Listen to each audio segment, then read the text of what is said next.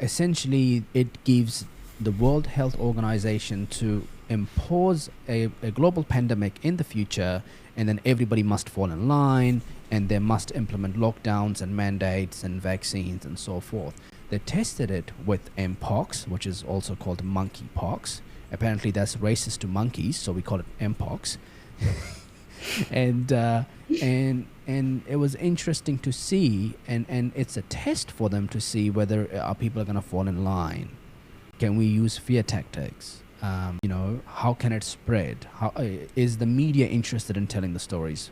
So it's super interesting how they would do this as a test. And he sued 3 of the states, and it was all around falsifying death certificates by putting COVID-19 as the cause of death to incentivize the whole system, and essentially manufactured the pandemic, because it wasn't a pandemic.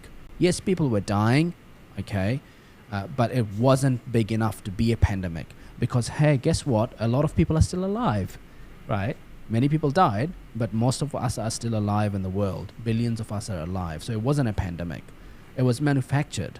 And so it's interesting how you can see through these stories, and you have to ask the question, was it actually real, or was this all a programming and everyone trying to, exploit the systems and push their agendas?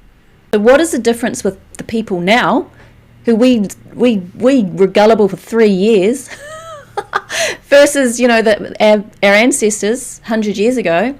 3 months, we're over it.